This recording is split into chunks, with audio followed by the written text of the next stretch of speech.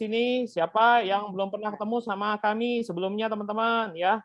Seharusnya sebagian besar dari grup Super Team ya sudah mengenal kami semua nih, teman-teman, ya. Boleh kasih tahu nggak, teman-teman, siapa yang belum kenal sama kami, ya? Jadi kita tidak harus cerita banyak mengenai sejarah dan latar belakang nih, teman-teman. Ya, tuh ya, ada teman-teman semua ya. Selamat pagi ya, semangat pagi ya. Wah, luar biasa nih, teman-teman, ya. Oke ya, kita mulai aja, teman-teman, ya.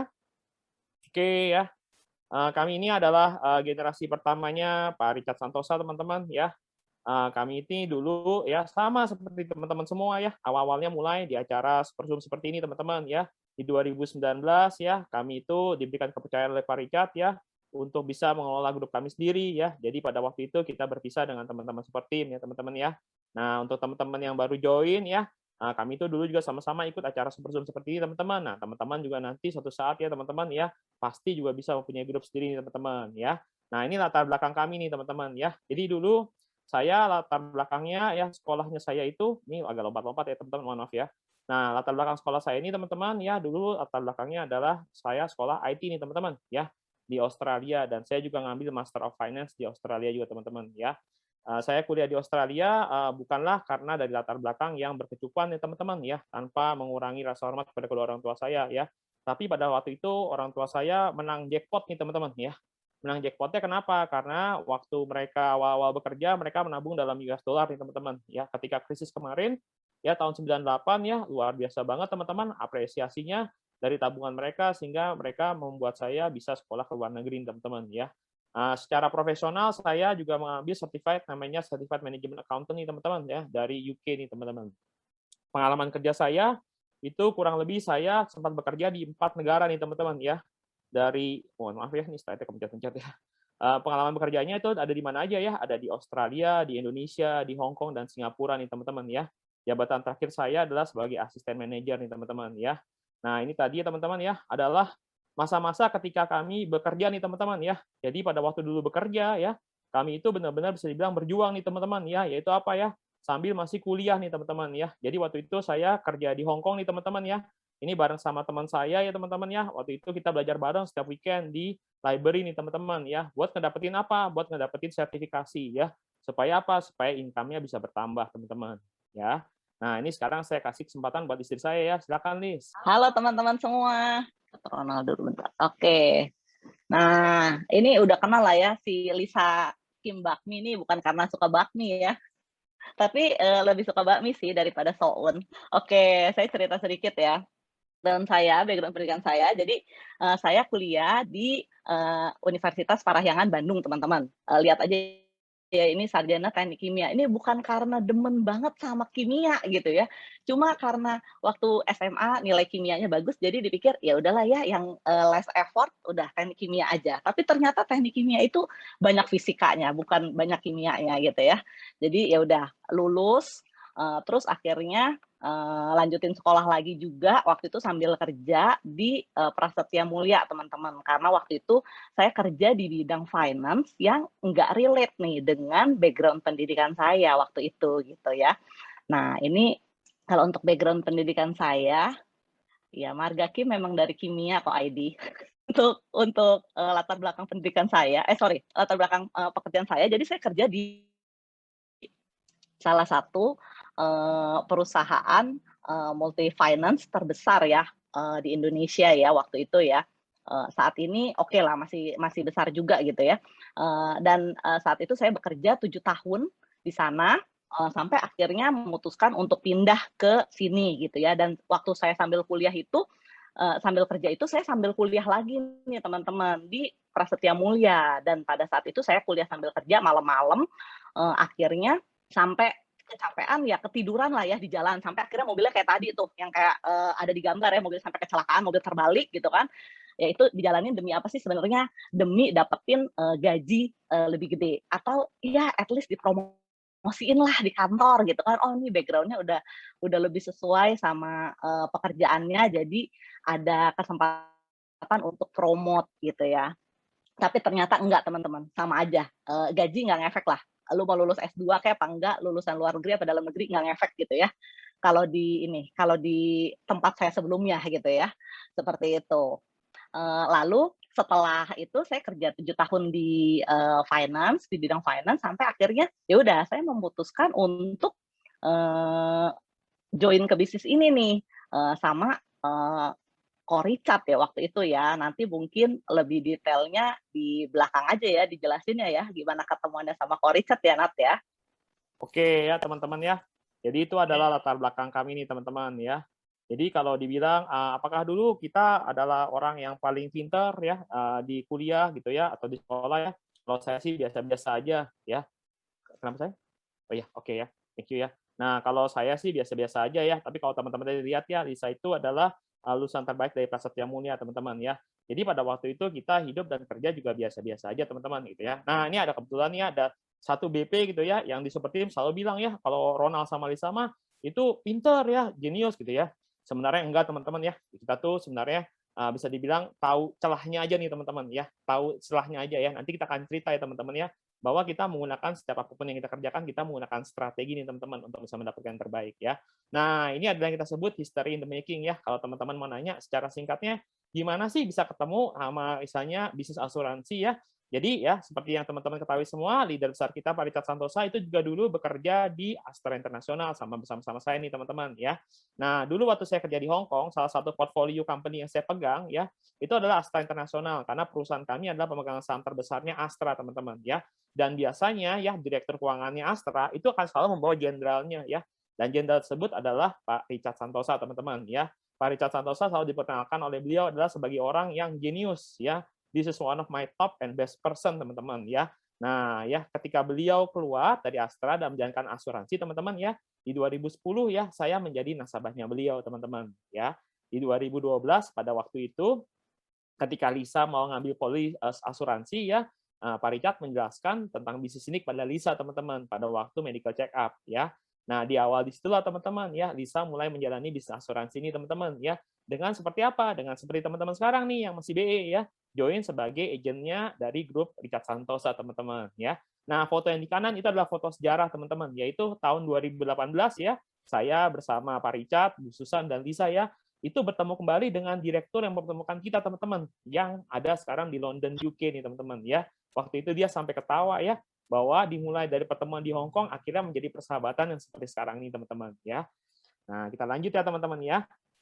Nah, kenapa kita ngambil judul namanya Itaewon Class teman-teman ya. Nah, kalau teman-teman belum pernah nonton ya, film ini adalah film yang terbaik nih teman-teman di tahun 2020 ya. Nah, sebenarnya teman-teman ya, saya juga bacanya dari Google teman-teman ya. Karena saya belum sempat nonton selama 9 seri ya. Tapi menurut saya ini film bagus ya.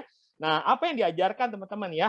Nah, film ini bercerita mengenai apa yang disebut namanya kesempatan kedua di dalam kehidupan ya. Nah, jadi kesempatan kedua itu bisa muncul teman-teman dalam hidup kita ya. Mau itu besar, mau itu kecil ya teman-teman ya. Kita itu bisa start over ya. Dan yang pentingnya adalah teman-teman adalah dengan siapa kita akan memulai kehidupan kedua ini teman-teman atau kesempatan kedua ini teman-teman ya. Dan yang kedua, film ini mengajarkan bahwa untuk bisa mencapai impian kita, kita itu harus memulai dengan langkah-langkah yang kecil teman-teman ya.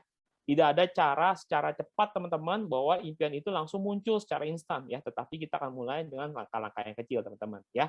Nah, teman-teman, acara ini ya kita akan mulai secara interaktif ya teman-teman ya. Jadi teman-teman boleh aktif chat ya. Kalau kami panggil highlight nanti akan dibantu di spotlight ya oleh Freddy teman-teman ya. Jadi teman-teman siap ya teman-teman ya. Nah, jadi kalau nanti teman-teman sambil nonton yang lain atau sambil main handphone ya nanti kaget kalau kita highlight teman-teman ya. Oke ya, kita langsung mulai aja teman-teman ya. Wah, belum mulai-mulai nih ya. Nah, ya, inilah dia teman-teman ya. Bagi kami teman-teman, second chance kami istilahnya di dunia ini teman-teman atau saat ini teman-teman adalah pada saat kita bertemu dengan Pak Richard dan Ibu Susan dan memulai bisnis bersama mereka. Yaitu sekarang bersama dengan Vision Alliance teman-teman. Ya. Nah, apa sih yang bisa kita dapatkan dari film itu ya teman-teman ya? Nah, yang kedua terbesar teman-teman ya, yang selalu saya omongkan kepada orang-orang di luar sana ya, apa yang kita dapatkan dari bisnis adalah persahabatan teman-teman. Persahabatan ini yang ada dalam grup KS teman-teman ya, itu tiada duanya ya. Nah, ini aku mau cerita nih teman-teman ya, atau malah aku mau butuh bantuan Freddy. Fred, kita panggil yuk, kita spotlight yuk teman-teman kita yang umurnya masih di bawah 30 nih ya. Ada Stanley ya, mungkin ada Fanny, ada siapa lagi tuh Fred ya. Kita spotlight nih dulu nih supaya aku bisa ngobrol sama mereka ya. Nah, ya ada Stanley sama Emil ya. Nah, tuh ya ada Fanny sama Joni ya. Jadi gini nih, ya. Stan ya sama Joni sama Emil ya. Jadi kalian sekarang umur berapa boleh tahu nggak? Boleh istilahnya ini nggak buka Mike nggak? Sekarang kalian umur berapa? Oh, nggak bisa. Ya, kita 27. seumuran lah kok, ya kan? Ya. Kita kan masih muda, ya Betul, kan? betul, Oh betul iya, banget. Iya, masih betul young banget at nih. heart. Betul banget ya. Jadi dulu waktu kita pertama kali mulai nih tahun 2013 ya, kita tuh kayak kalian gitu ya. Anak yang bisa dibilang ya yang paling muda lah di grupnya Ko Richard gitu ya. Pada waktu itu ketua kelasnya adalah yang akan berbicara minggu depan ya. Namanya Ko Judi dan Cira. Mereka adalah ketua kelasnya di grupnya Pak Richard nih teman-teman. Jadi kalau misalnya nggak ada Ko Richard ya, kemanapun ada Cira dan Ko Judi, di situ ada Rona dan Lisa ya. Kucuk kucuk kucuk, Ci makan apa? Kita makan di kantin. Kucuk kucuk kucuk, fotokopi bareng. Fotokopi dulu masih fotokopi bareng teman-teman ya, kayak begitu teman-teman ya. Nah, persahabatan itu luar biasa banget teman-teman ya. Nah, tapi meskipun mereka bisa dibilang ya, kita nggak bilang mereka lebih senior ya, kita bilang mereka sudah makan banyak asam garam kehidupan gitu ya teman-teman ya. Nah ya, tapi kalau misalnya tanding mingguan ALP teman-teman, kita nggak boleh kalah ya. Jadi meskipun kita anak muda, kita nggak boleh kalah punya ya, kita tetap maju teman-teman ya. Nah, kenapa begitu ya? Karena kalau misalnya kita acara-acara kayak gini, mereka semua tuh pada jaim ya. Gokilnya itu ntar pada saat pergi bareng-bareng nih, Stanley sama Emil, sama Feni, sama Joni ya, Corona sama Cita ya. Jadi pada waktu itu pergi trip pertama kali adalah pergi trip ke Bali ya, waktu bersama dengan teman-teman semua ini nih ya. Nah itu udah selalu terkenang banget dalam kepalanya Corona sama Cisa. Kenapa ya? Karena pada waktu pergi ke Bali dengan mereka gitu ya, kita tuh dikagetin karena apa? Mereka ngajak kita makan di warung Nusantara gitu ya. Kita apa ya? Gila nih zaman bapak sama gua kali ya, kayak gitu teman-teman ya. Kita nggak main ke Biku, ke Mamasan, ke kayak begitu-gitu gitu ya. Akhirnya si Lisa bilang katanya, ya udah yuk kita ajak suatu tempat yang mereka mungkin nggak tahu ya, kita ajak mereka ke Potato Head waktu itu ya. Nah, Ci Ira nanya, di Potato Head kita mau makan apa? Terus aku bilang, itu loh kentang digaramin sama air laut terus dibakar. Oh, enak banget, Ci. Lu nggak bakal bisa nemuin tempat lain gitu ya. Akhirnya kemudian kita pergi bareng-bareng teman-teman ke Potato Head ya.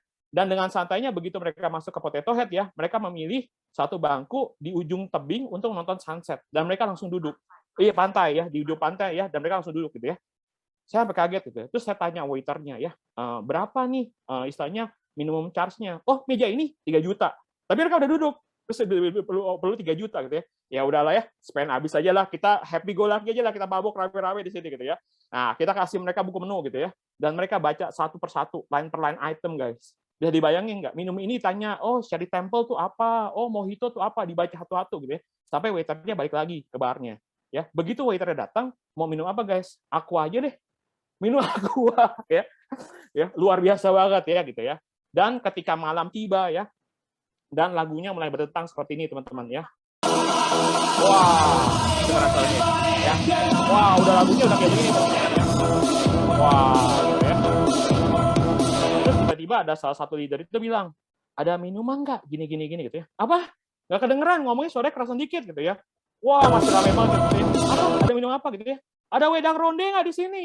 Wedang ronde di Potato Head. Wah, top banget ya. Itu baru pertama kali teman-teman ya, ada orang minta wedang ronde di Potato Head ya. Ngomong sama waiternya aja udah bingung ya. Do you have any ginger drink gitu ya? Orang udah sampai bingung gitu ya. Udah nggak tahu lah gitu ya. Ya. Wah ya, itu udah luar biasa banget ya. Ginger ale ya. Akhirnya dah itu dikenal sebagai cerita namanya ginger ale teman-teman ya.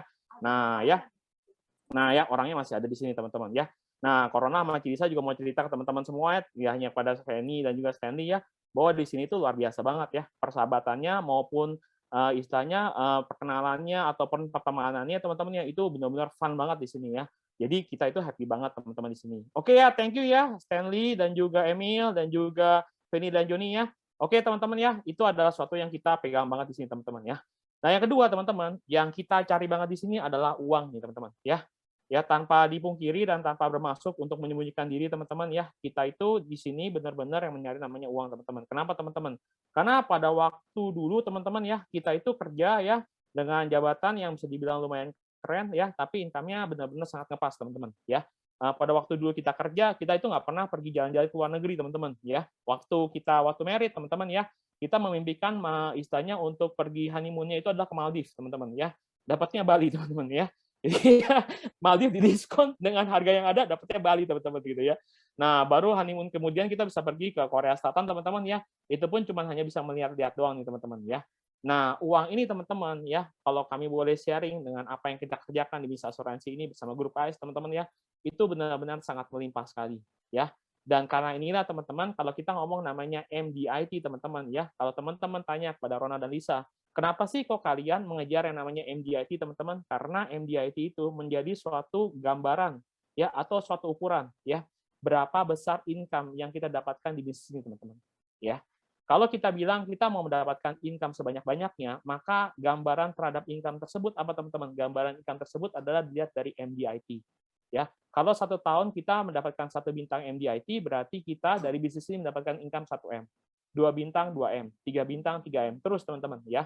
Nah, itulah mengapa kita mengukurnya atau selalu menghitungnya setiap tahun adalah dari MDIT, karena kita ingin tahu dari apa yang kita kerjakan setiap tahun, kita tuh mendapatkan berapa, teman-teman. Ya. Nah, ya, kalau kita mau tanya nih teman-teman ya, sebelum kita ngomong di sini teman-teman ya, sambil chatting juga nih teman-teman ya. Ada 2 cara kita bisa mendapatkan MDIT ya. Nah, menurut teman-teman ya caranya itu apa, teman? Melempar duit income tertinggi, betul ya. Oh, Ahong ya. Teman-teman ada yang bisa cari, bisa chatting nggak teman-teman ya? Ada 2 cara ya kita bisa mendapatkan MDIT ya.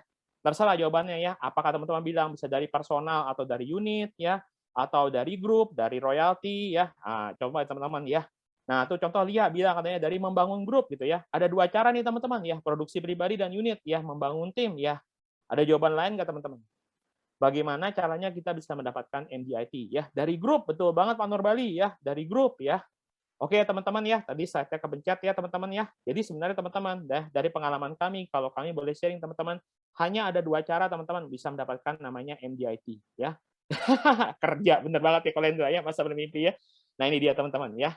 Kita bisa mendapatkan 2 MDIT adalah karena kita desain atau kita by default. Ya. Maksudnya apa kok ya? Artinya sama nih seperti tadi kita ngomong nih teman-teman ya. Kalau dibilang apakah kita orang yang paling pintar, apakah kita orang yang paling cerdik teman-teman ya? Ya, yang kita tahu teman-teman adalah kita tahu cara mendesainnya. Kita tahu cara menghitungnya dan kita juga tahu cara memulai membangunnya teman-teman ya. Jadi hanya ada 2 cara teman-teman, yaitu adalah by design atau by default. Maksudnya apa? Maksudnya seperti ini teman-teman. Ya. Kalau kita mau mengerjakan dan mendapatkan MDIT by design, artinya kita itu sudah mempunyai rencana dan kita sudah mengetahui bagaimana cara mendapatkannya. Ya, contoh nih mendapatkan income 1M setiap tahun, artinya kurang lebih setiap bulannya itu mendapatkan 90 juta teman-teman. Nah 90 juta itu mau dibagi dari apa? Produksi pribadi, produksi dari unit, produksi dari grup. Terserah teman-teman baginya gimana ya. Tetapi kalau misalnya kita melakukan seperti itu, berarti kita sudah melakukannya adalah by design teman-teman ya. Lawannya adalah by default ya. By default itu kasar katanya dibilang adalah karena keberuntungan teman-teman ya. Karena kalau keberuntungan itu terjadi begitu aja teman-teman ya. Tahu-tahu wah tahun ini bisa dapat MDIT. Wah ya. Tapi kalau misalnya orang nanya gitu ya, gimana caranya gitu ya. Nah, kita ya kebetulan ada yang ngambil besar sih gitu ya. Oh, kebetulan ada BBI atau apa gitu teman-teman. Nah, kalau misalnya kita memilih seperti itu teman-teman ya, pada kenyataannya teman-teman ya, pada kenyataannya yang pahitnya teman-teman, bisa jadi teman-teman itu nggak terjadi lagi teman-teman. Ya. Tetapi kalau kita membuatnya itu adalah by design ya, berarti kita tahu nih teman-teman, celahnya ada di mana dan bagaimana cara menghitungnya teman-teman. Ya. Nah, untuk itu kita akan men-sharingkan selama 3,5 jam. Bagaimana cara mendesainnya. Freddy udah panik. Kayaknya tadi gue bilang sama Corona, acaranya cuma 1 jam, 3,5 jam mau gimana kok? Gue belum makan malam kok gitu ya. Maksudnya 3,5 jam itu ini teman-teman ya. Kita pakai acara 1 jamnya di sini ya. 2,5 jamnya kita akan lanjutkan di hari Minggu depan dari Senin sampai dengan hari Jumat. Di mana kami mengisi dari jam 8 sampai dengan 8.30 ya. Hari ini kita akan men-sharingkan secara mindset-nya. Nanti pada waktu hari Senin minggu depan kita akan menjelaskan secara skill set-nya teman-teman ya. Jadi teman-teman datang dalam 2 sesi ini teman-teman akan mendapatkan satu kesatuan nih teman-teman ya. Dijamin nggak akan rugi nih teman-teman ya. 3,5 jam yang teman-teman berikan teman-teman. Oke? Nah, kita lanjut ya. Nah, cara paling gampangnya teman-teman adalah membuat paradigma kita benar ketika kita melihat bisnis ini. Maka ada perkataan ya, paradigma kita mendeterminasikan masa depan kita teman-teman ya. Paradigmanya apa ya? Karena kita ngomong tentang Itaewon Class, kan kita ngomong tentang makanan nih teman-teman ya. Kita lihat aja yuk teman-teman ya. Ada 4 macam jenis bisnis makanan yang ada di Indonesia ya. Nah, kalau teman-teman sudah pernah makan di salah satunya ya, teman-teman bisa chat ya tanpa harus malu-malu dan sungkan-sungkan teman-teman ya. Karena kita mau belajar bersama-sama dari 4 bisnis makanan ini teman-teman ya. Nah, ya. Kalau yang seangkatan nggak usah malu lah ya ngomong ya. Nah, ini ada namanya trio Tersia ya. Kalau kalian tidak pernah ngalamin ini ya berarti kalian anak milenial ya. Kalau kalian mengalami ini ya berarti kurang lebih kita seumuran teman-teman ya. Jadi kalau misalnya teman-teman tahu ya di gereja Teresia atau namanya di SMA Teresia ya ada 3 penjual makanan yang sangat terkenal. yang jual siomay, yang jual bakso, dan juga yang jual ketoprak, teman-teman. Ya, dan tiga-tiganya, ya istilahnya adalah mereka itu adalah penjual yang bisa dibilang gerobakan, nih teman-teman. Ya, ada yang tahu ya, kayaknya Pak Nurbali udah tebak-tebak buah manggis, dia bilang ya. Nah, ya, Mona juga tahu ya bakso Teresia nih teman-teman ya. Nah, kenyataannya teman-teman ya, mereka ini adalah semua pedagang kecil teman-teman ya. Tapi pada waktu masanya Ahok ya, mereka itu digusur teman-teman. Karena sudah tidak boleh lagi ada penjualan di samping-samping jalan teman-teman. Akhirnya teman-teman, apa yang terjadi ya? Mereka sepertinya hilang. Ya. Nah, kalau menurut teman-teman dari sekarang ya, kalau misalnya teman-teman bisa ngelihat ya, mereka kan ini sebenarnya pedagang kecil nih teman-teman ya. Kalau menurut teman-teman, apakah mereka ini mempunyai kesempatan untuk menjadi pedagang besar? Atau bahkan mempunyai bisnis dari makanan ini? Dengan kondisi, wih ya, saya suka ya sama optimismenya Pak Syakir ya. Kalau yang udah bilang berat ya, gitu ya. Nah, teman-teman yang lain gimana teman-teman ya? Perlu modal besar, betul ya. Lebih parahnya teman-teman mereka digusur ya. Jadi mereka udah nggak bisa jualan lagi ya. Dulu kita, kenapa teman-teman? Dulu kita itu biasa makan ini setelah pulang gereja ya. Jadi kalau kencan ke gereja, pulangnya makan ini dulu supaya ngemat uang sebelum kencan. Nih Freddy ketawa, beneran Fred. Kencannya mah keren di Grand Indonesia, cuman buat nonton doang ya. Popcornnya nggak beli, air minuman dimasukin ke dalam tas gitu ya. Makan siangnya di mana? Di sini dulu Fred. Begitu caranya taktiknya supaya keren Fred. Begitu teman-teman ya. Nah ya, ya Pak Syakir ya. Nah kenyataannya teman-teman ya, satu dari antara mereka itu menjadi suatu franchise. Yaitu apa? Yang bakso Teresia, teman-teman. Kok bisa? Kenapa? Karena ada orang yang tadi dibilangin. Ada yang memodalkan, teman-teman. Sehingga kemudian bisnisnya menjadi franchise, teman-teman. Ketika menjadi franchise, bisnisnya itu menjadi besar, teman-teman. Ya. Nah, konsep ini, teman-teman, kalau teman-teman lihat, itu sama persis dengan apa yang sedang kita lakukan. Awal mulanya kita masih jualan. Jualannya ada yang sendiri, yang belum tanpa pasangan, ada yang berdua, teman-teman. Ya. Tetapi di bisnis kita nggak perlu cari pemodal, kita tidak perlu mencari investor. Pada umumnya bisnis ini akan berkembang juga menjadi bisnis besar, teman-teman. Ya, dan itu teman-teman ya selalu terkait banget dengan yang namanya Mercedes-Benz. Ya, jadi banyak orang bertanya sama kami gitu ya, kenapa sih kok ngambil mobil Mercedes-Benz? Ya, teman-teman coba lihat yuk sejarahnya mobil Mercedes-Benz.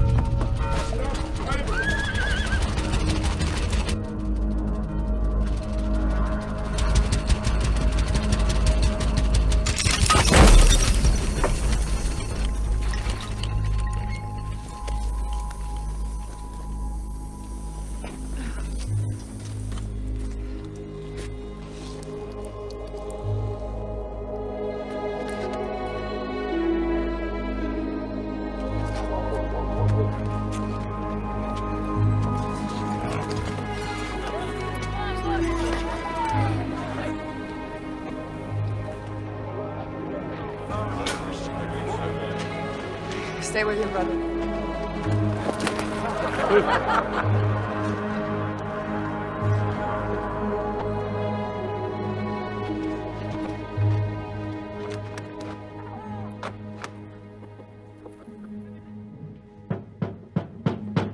Hello?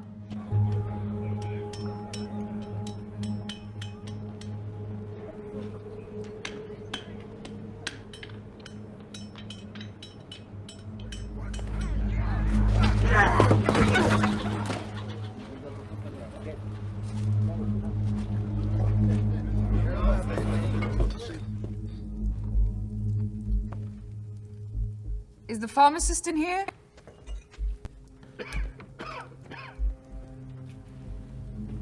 I'm looking for 10 liters of Ligroin. You won't get those stains out of that dress. Better buy a new one. It's not for my dress. It's for my carriage. Are you trying to poison your horses? Do you have 10 liters or not?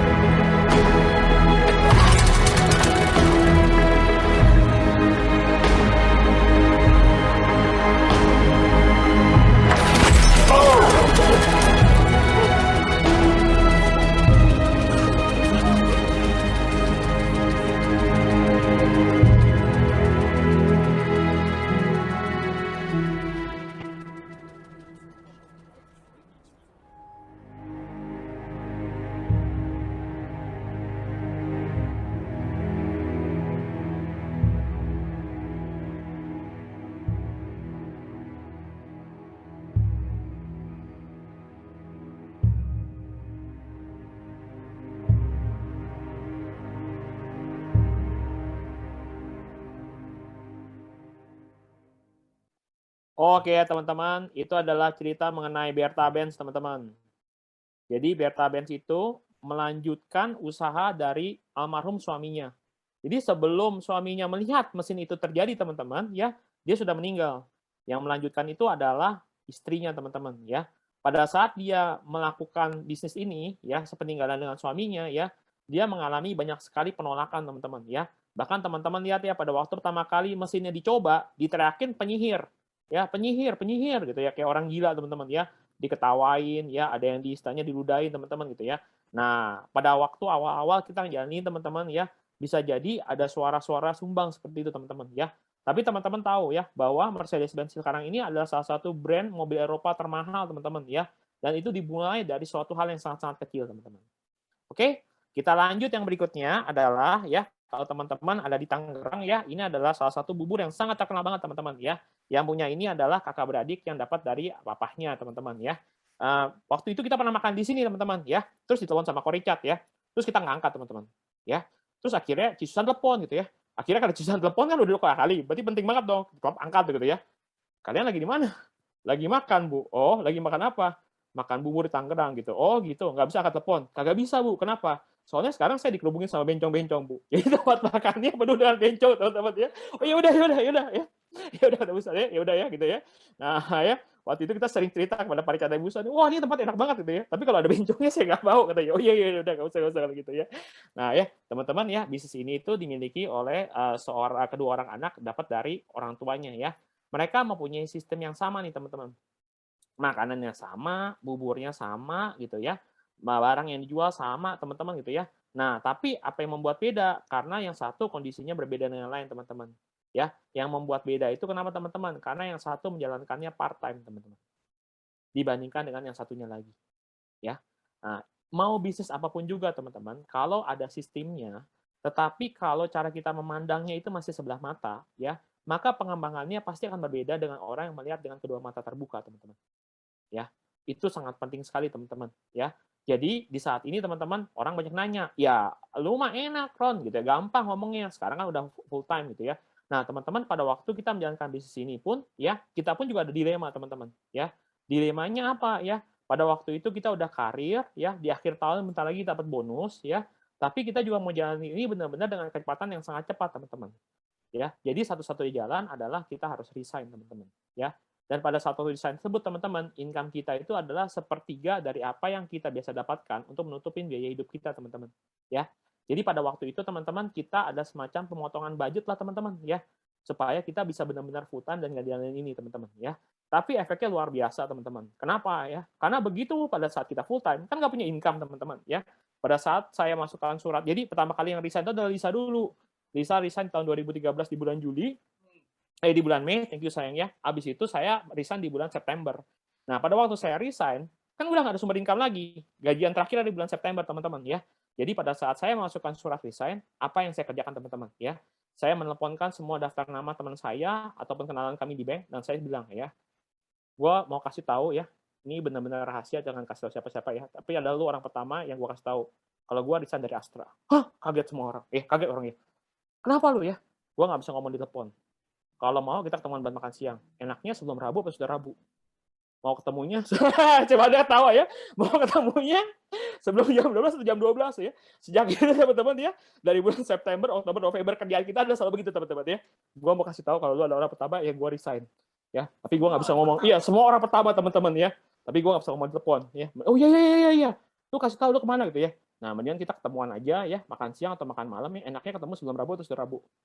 Enaknya ketemunya sebelum makan siang atau sudah makan siang. Itu kita kerjain teman-teman. Ya, itu yang kita kerjakan teman-teman ya. Nah, nanti teman-teman bisa tahu ya prestasi kita di tahun 2013 itu ya pertama kali sama Pak Richard itu luar biasa banget karena bimbingan mereka ya. Yang ketiga ya, kita berbicara mengenai suatu bisnis namanya Simhai teman-teman ya. Simhai ini awal mulanya adalah suatu bisnis besar ya. Kalau teman-teman tahu awal mulanya adalah di Jakarta Utara ya. Dia kemudian menjual franchise-nya ini ke banyak orang teman-teman ya. Kita pernah ketemu sama 2 orang pemiliknya teman-teman ya. 2 pemilik ini full time ya. 2 pemilik ini menaruh modal yang sama. Tetapi kalau teman-teman lihat, yang satu itu masih bisa lebih ramai daripada yang lain, teman-teman. Ya, kenapa demikian, teman-teman? Ya, karena pada saat kita datang, ya, yang tengah itu ya, cuma benar-benar yang ada karyawannya doang, teman-teman. Tetapi yang di sebelah kanan itu ownernya suami istri itu benar-benar turun teman-teman, kerjain bareng-bareng, ya. Jadi sama-sama full time di bisnis ini, tapi jalaninya suami istri teman-teman, ya. Dan suami istri ini perhatian banget ya. Ketika ada orang yang butuh tisu, dibawain tisu, kekurangan sambal dibawain sambal, ya. Terus kadang-kadang dia promosiin, kita ada paket loh, ya. Daging kita ini sedikit beda, ya. Ini dari Australia, coba ya satu ya.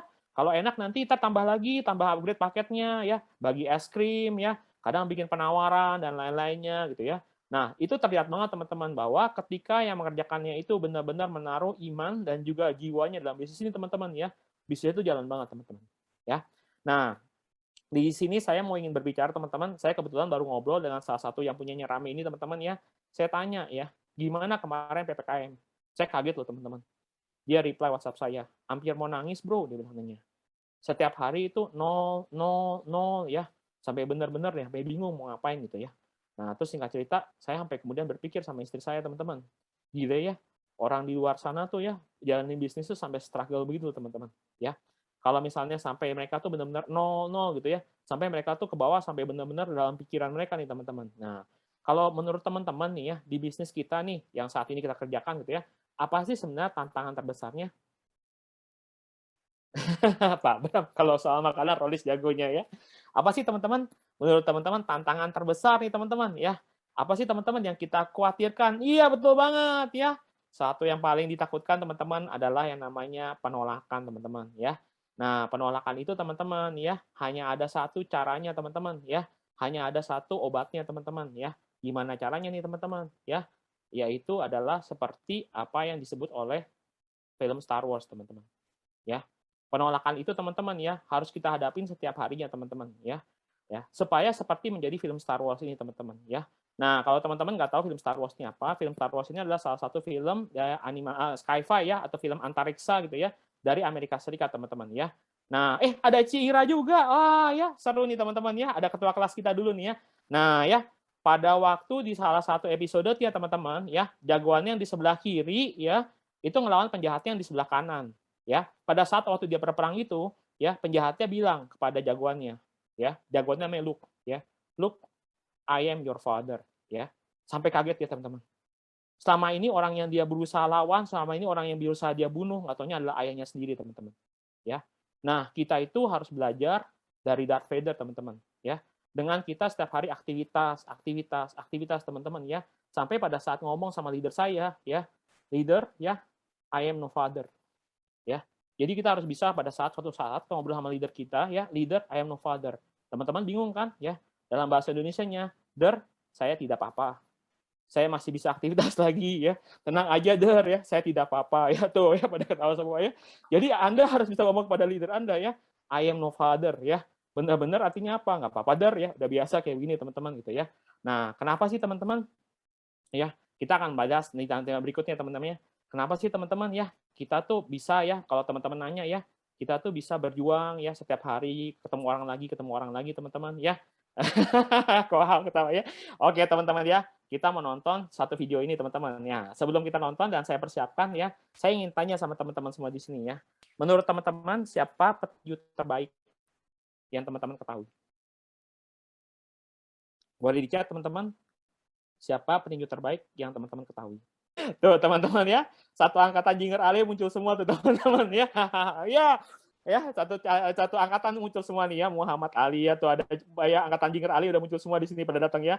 Ada Muhammad Ali, Mike Tyson ya, luar biasa teman-teman ya. Nah, teman-teman ya, ketika teman-teman lagi beraktivitas ya, selalulah ingat nama petinju namanya Billy Miss. Ya. Nah, kita akan nonton ya. Siapa sih itu Billy Miss? Teman-teman pasti belum tahu ya. Kita akan nonton video ini teman-teman. Oke ya. Kehidupan ini adalah hadiah terbaik yang diberikan Tuhan kepada kita. Tapi kehidupan ini tidak akan semulus yang kita bayangkan. Bagi Anda yang sedang melewati tantangan kehidupan, selamat, syukuri dulu. Ada dua hal yang patut Anda syukuri. Yang pertama adalah Anda masih hidup.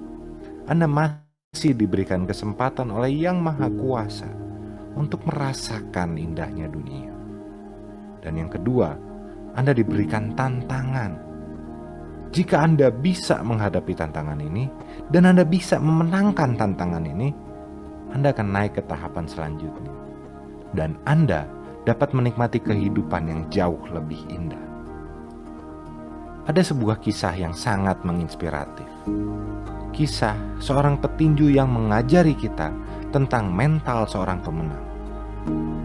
Billy Misk adalah seorang petinju yang lahir di tahun 1894 di sebuah kota kecil bernama Saint Paul di Minnesota, Amerika Serikat. Billy Misk memulai karirnya sebagai petinju profesional di usia 18 tahun. Saat itu, di Minnesota, olahraga tinju profesional masih dilarang, sehingga Billy menghadapi berbagai tantangan berat di awal karirnya. Tapi Billy tidak pernah menyerah. Billy bahkan selalu berusaha mencari lawan yang lebih baik, lawan yang lebih hebat. Tapi saat berusia 24 tahun, Billy mengeluh tentang kondisi kesehatan yang menurun kepada sang manajernya. Dan sang manajer menyarankan Billy untuk melakukan tes kesehatan. Setelah berbagai tes, diketahui bahwa Billy Misk memiliki penyakit ginjal. Dan para dokter hanya memberikan Billy 5 tahun untuk hidup. Itu pun jika Billy Misk berhenti untuk bertinju. Billy membuat para dokter dan manajernya berjanji untuk merahasiakan ini dari siapapun, termasuk dari keluarga Billy sendiri. Untuk memberikan keamanan finansial bagi keluarganya setelah Billy meninggal, Billy menggunakan seluruh tabungannya untuk membuka dealership mobil. Tapi Billy bukanlah seorang pengusaha. Billy mengalami kerugian dan malah harus menanggung hutang hingga mencapai 100.000 US dollar. Perlu diperhatikan, ini di tahun 1920-an. Nilai dolar berbeda sekali dengan sekarang. Dan gaji petinju profesional pun jauh di bawah gaji petinju profesional zaman sekarang. Billy Misk mengalami berbagai tantangan secara kesehatan maupun secara finansial. Tapi apa yang Billy lakukan? Billy tetap bertanding. Billy tetap berlatih. Billy tidak menyerah. Dengan kondisi kesehatan yang setiap hari menurun, Billy tetap berjuang demi melunasi hutang dan memberikan yang terbaik bagi keluarganya. Billy tidak pernah berhenti. Billy bahkan bertanding puluhan kali setelah divonis dokter bahwa waktu hidupnya sangat terbatas. Billy terus berjuang dan memenangkan berbagai pertandingan. Karena kini, Billy tidak berjuang untuk dirinya sendiri. Billy berjuang demi keluarganya. Di tahun 1923, Billy mengalahkan Harry Foley di ronde pertama. Dan setelah itu, Billy langsung mengalami penurunan kesehatan yang drastis. Billy menyadari bahwa waktu beliau sudah tidak lama lagi. Walaupun hutang sudah dilunasi, tapi sekarang kondisi finansial sudah mulai menipis. Billy tidak memiliki tabungan. Billy memohon kepada sahabat baiknya dan manajernya, Jack Reddy, untuk membantunya. Bukan untuk membantu secara finansial, bukan untuk sumbangan, tapi untuk berusaha mencarikan dia lawan satu kali lagi sebelum dia meninggal. Billy ingin merayakan Natal sekali lagi bersama keluarganya. Tapi kondisi fisik Billy ini sangat mengkhawatirkan. Jangankan untuk berlatih, terkadang Billy bahkan tidak bisa berdiri dari tempat tidur. Sahabat terbaiknya sekaligus manajernya berusaha dan mendapatkan sebuah pertandingan di bulan November 1923. Selama proses pertandingan itu, Billy bukanlah seorang yang sedang sekarat. Billy menunjukkan mental seorang pemenang. Billy Misk, seseorang yang sepanjang tahun tidak sanggup untuk berlatih, tidak pernah bahkan menyentuh sepatu ataupun sarung tinjunya. Seseorang yang sedang sekarat memukul KO lawannya di ronde keempat. Billy Misk memenangkan pertandingan tersebut. Demi apa? Demi memberikan Natal terbaik bagi keluarganya sebelum dia meninggal. Billy Misk mendapatkan penghasilan $2.400 saat itu. Dan apa yang beliau lakukan dengan uang tersebut? Beliau membelikan berbagai perabotan rumah tangga untuk istrinya dan mainan untuk anak-anaknya saat merayakan Natal. 1 hari setelah Natal, Billy Misk sakit keras dan harus dilarikan ke rumah sakit. Di saat itulah, Billy mengakui kepada keluarganya bahwa dia mengalami sakit ginjal. Beberapa hari kemudian, Billy Misk meninggal tanggal 1 Januari 1924 dengan meninggalkan warisan. Bukan sekedar warisan bagi keluarganya, tapi warisan mental pemenang bagi kita semua. Kita semua memiliki tantangan dalam kehidupan. Kita semua memiliki masalah. Masalah kita akan selalu berbeda. Tantangan kita akan selalu berbeda. Tapi selama kita masih bisa bernafas, selama kita masih diberikan nyawa, kita masih bisa berdiri, kita masih bisa bertanding, dan kita masih bisa menang.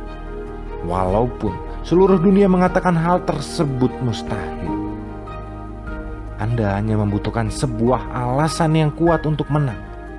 Anda hanya membutuhkan satu alasan mengapa Anda harus berjuang. Satu alasan mengapa Anda harus menang. Bagi Billy Misk, alasan tersebut adalah kebutuhan finansial untuk keluarganya. Apakah Anda memiliki alasan mengapa Anda harus memenangkan pertandingan kehidupan ini? Apa alasan Anda untuk menjadi pemenang? Apakah keluarga Anda? Apakah orang tua Anda? Apakah tagihan atau hutang yang menumpuk? Cari alasan tersebut dan menangkan pertandingan ini. Oke teman-teman, teman-teman bisa Google juga ya, namanya disebut Thunderbolt Billy Misk teman-teman ya. Pada waktu pertandingan terakhir ya teman-teman ya, dia adalah orang yang sekarat teman-teman ya. Sebenarnya ditonjok sekali aja dia bisa mati teman-teman ya. Tetapi dalam 4 ronde pertandingan itu kalau teman-teman lihat ya di YouTube dan lainnya teman-teman ya, Anda melihat sebagai seorang pejuang yang sedang benar-benar berusaha teman-teman ya untuk menang teman-teman ya. Nah, kalau Anda berbicara kepada kami teman-teman gitu ya, gimana ya caranya mendapatkan MDIT ya? Sebenarnya gampang teman-teman ya. Hadapilah penolakan demi penolakan demi penolakan teman-teman ya. Nanti itu akan menjadi hal yang cukup biasa teman-teman. Kenapa teman-teman ya? Awalnya kami ketika menjalankan bisnis ini teman-teman ya, kita bisa tembus omset di tahun pertama kami 1,1 miliar teman-teman ya. Karena penolakan terbesar kami adalah tukang sulap teman-teman. Tukang sulap maksudnya gimana ya? Waktu itu ada sahabatnya Lisa, kita udah janjian ketemu, kita udah bawa mobil di hari Minggu teman-teman. Jadi udah hari Minggu pulang gereja, kita udah makan, kita kemudian mau ke rumahnya dia, kita bawain dia makanan juga teman-teman ya. 1 jam sebelumnya kita WhatsApp dia bilang oke ya. Begitu sampai di rumahnya teman-teman ya, kita sampai di perempatan kompleknya teman-teman. Nah ini bentuknya seperti ini teman-teman. Nah ya, jadi ini perumahan kompleknya dia. Nah ya, rumahnya itu ada di sebelah hook di sini rumahnya. Ya. Nah, waktu kita sampai, mobil kita ada di sini, teman-teman. Nah, kita telepon, kita bilang, "Kita udah sampai ya." Turun, cek gitu ya. Mobilnya dia masih ada di sini, teman-teman, ya. Mobilnya masih ada di sini ya. Di bel nggak diangkat. Di bel nggak dibukain. Di telepon nggak diangkat. Wah, kayaknya mungkin tidur nih ya. Kita coba kontak lagi nggak diangkat gitu ya. Terus ada satpam datang. "Pak, jangan parkir di sini ya. Nanti kalau ada mobil lain ketabrak." "Oh, ya udah deh, kita pindahin, teman-teman." Jadi kita putar dulu ke sini. Balik lagi teman-teman dengan harapan mau pindah ke sini teman-teman. Nah ya, mobilnya dia udah hilang teman-teman. Ya.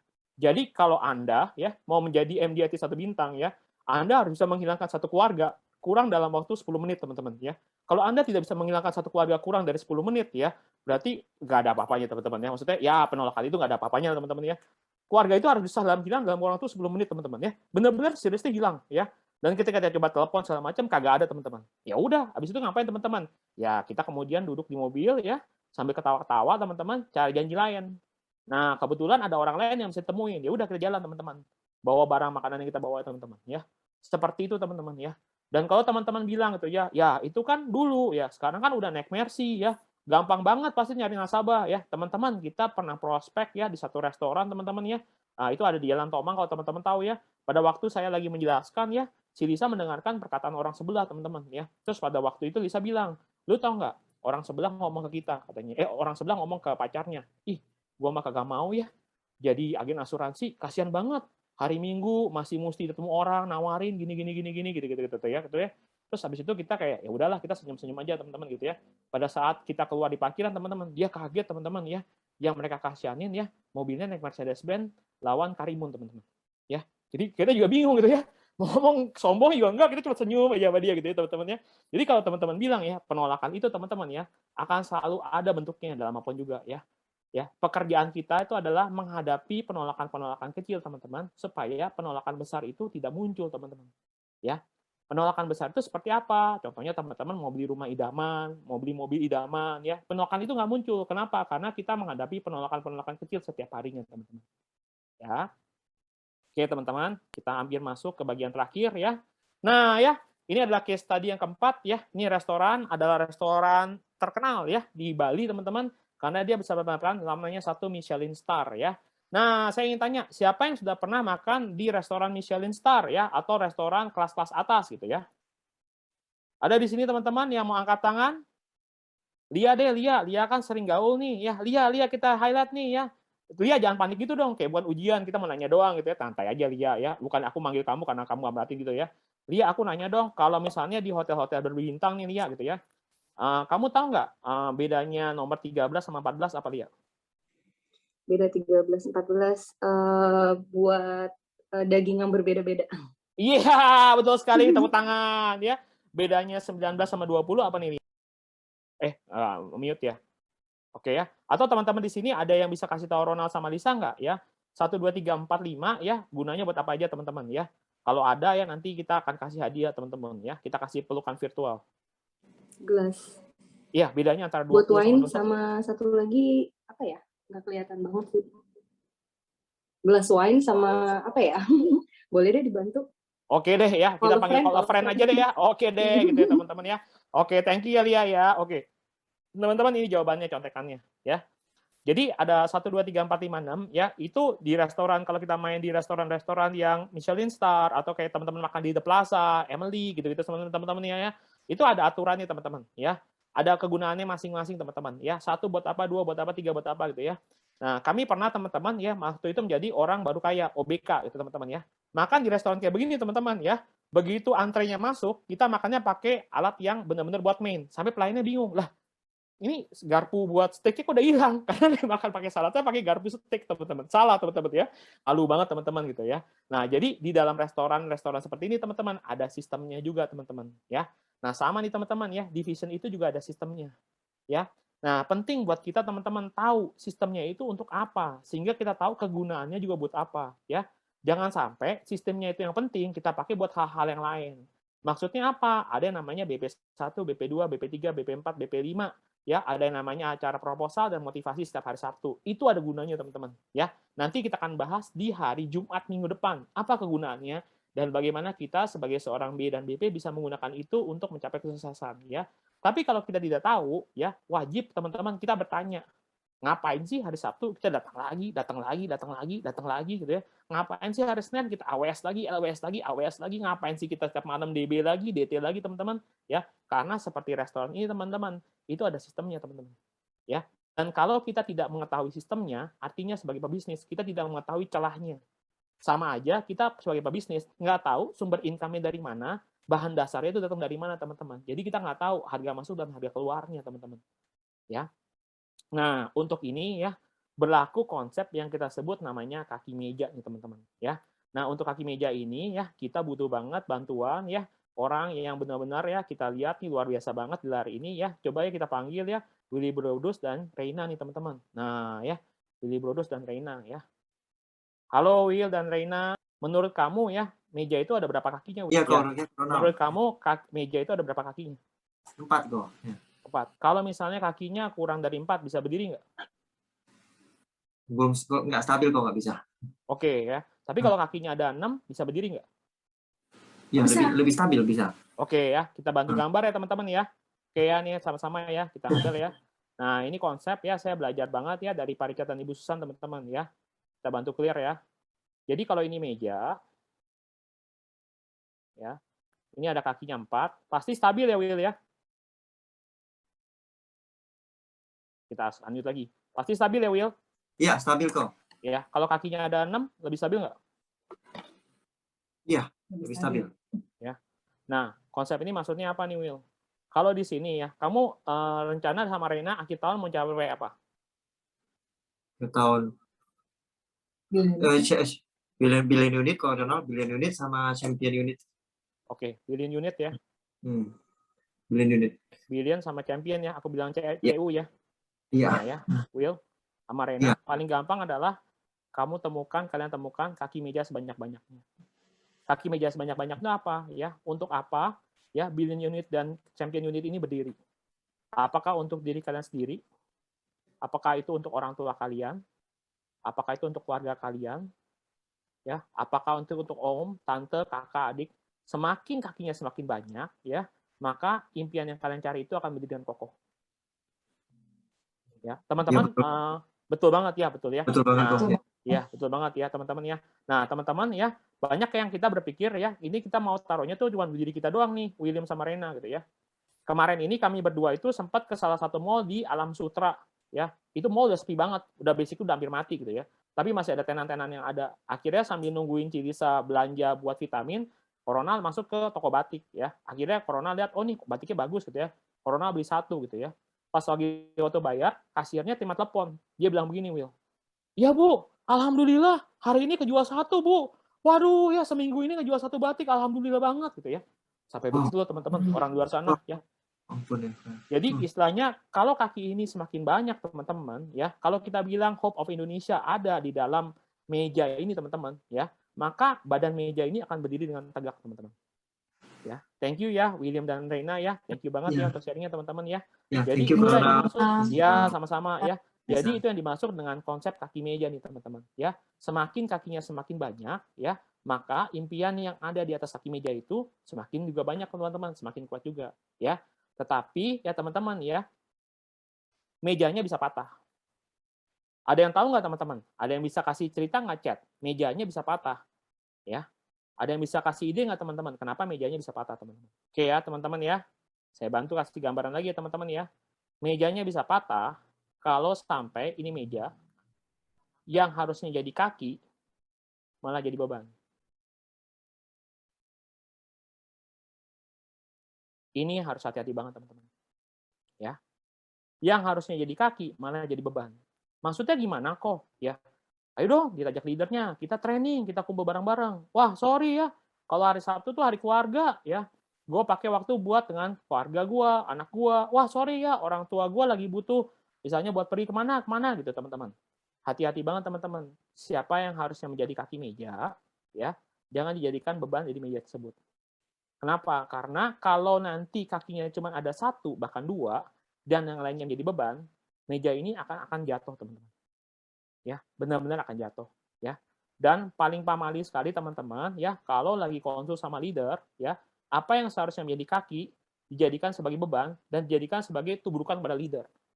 Contoh ya. Contoh nih, misalnya saya BP-nya Stanley sama Emil gitu ya. Nah, saya udah menikah ya, sedangkan mereka masih berpasangan gitu ya. Pada saat mereka konsul sama saya, ayo dong Corona, ya aktif lagi dong, ya. Hari Sabtu datang training, ya lu enak Stan, belum berkeluarga. Kalau gue punya keluarga, pamali lo teman-teman, ya. Yang kayak begitu teman-teman, ya. Karmanya bisa 7 turunan teman-teman. Amit-amit tok knock on the wood, cancel. Nah, ya. Oh, kok bentar lagi mau minta angpau ya? Iya. Oke, sip ya. Nyantai ya, tenang aja ya. Kalau angpau doang mah nyantai lah, Stan, tenang, gampang gitu ya teman-teman ya. Nah ya teman-teman, ya. Apa bedanya di antara 4 pendapat tersebut, teman-teman? Ya, bedanya dari 4 yang kita bicarakan, teman-teman, ya, antara interest dan komitmen. Ya, kalau teman-teman melihat bisnis ini seperti yang dilihat oleh Pak Richard, dilihat oleh Ko Denny, teman-teman, maka komitmen yang diberikan akan jauh lebih besar dibandingkan interestnya.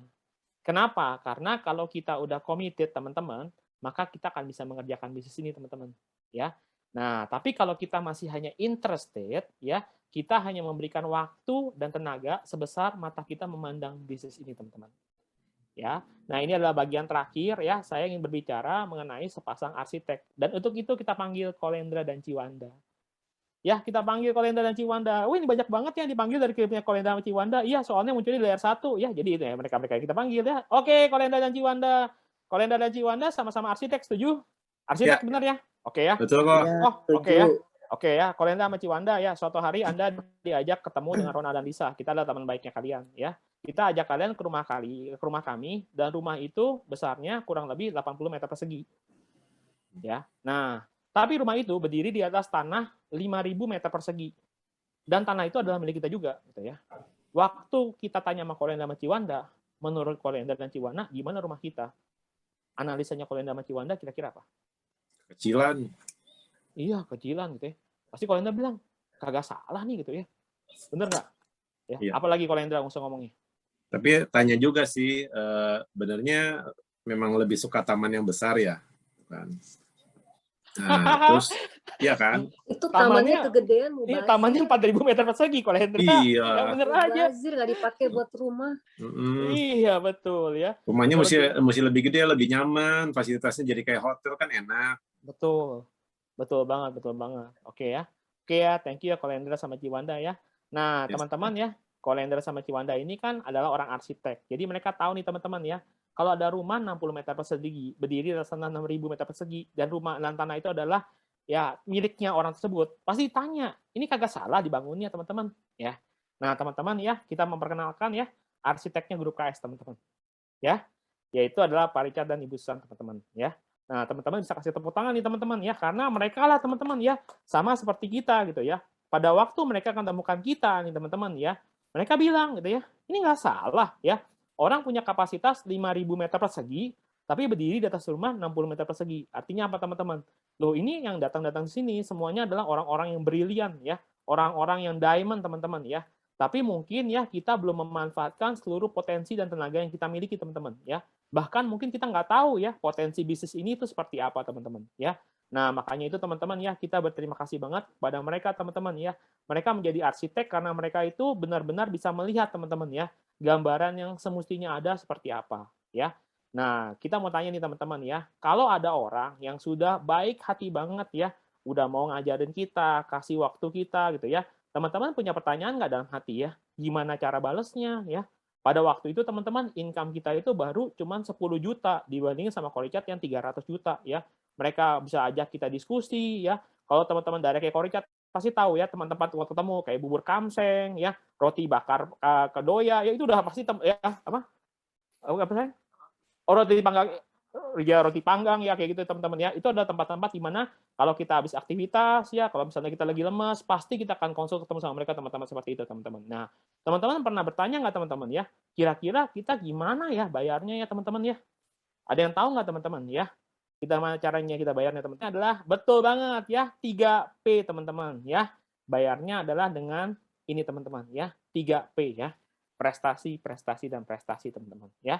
Jadi pada waktu pertama kali kita ikut bersama beliau ya teman-teman ya, kita itu masuk di halaman yang sama ya. Waktu itu teman-teman lihat di sebelah kiri ya dengan Ibu Susan teman-teman ya. Masuk waktu itu top nasional nih teman-teman ya. Sekali lagi ya, ini semua bukan karena kehebatan kami ya, tapi karena karunia Tuhan dan juga bimbingan mereka teman-teman ya. Ini 2013 ya. Ini 2014. Di 2015 pada saat mereka menjadi top nomor 1 di perusahaan tetangga teman-teman, kita ada di situ juga teman-teman. Ya. Di 2016 pada saat kita menang ke trip ke London, kita pergi lagi sama mereka juga teman-teman ya. Berikutnya pada saat ke Jerman, kita pergi lagi sama dia teman-teman ya. Karena kenapa teman-teman ya? Kita tahu bahwa sebagai anak Korichat ya, kita belum bisa memberikan yang terbaik ya. Bahkan mungkin pengembangan grup kami ya tidak seperti apa yang mereka ajarkan dan harapkan teman-teman ya. Tetapi setiap tahun kita selalu mau membuat mereka bangga nih teman-teman ya. Gimana caranya teman-teman ya? Setiap tahun ya kita mempunyai kesempatan ya kita bisa masuk di antara 3 halaman Kompas bersama mereka. Ya, teman-teman tinggal memilih ya. Teman-teman mau masuk 1, 2 atau 3 bersama mereka nih teman-teman ya. Dan pilihan itu teman-teman selalu ada di tangan kita teman-teman. Oke teman-teman. Sampai di situ sharing kita pada hari ini teman-teman ya. Terima kasih untuk waktu dan kesempatannya ya. Pas jam 28 lewat 5 menit teman-teman ya. Terima kasih juga semua teman-teman yang sudah hadir di sini.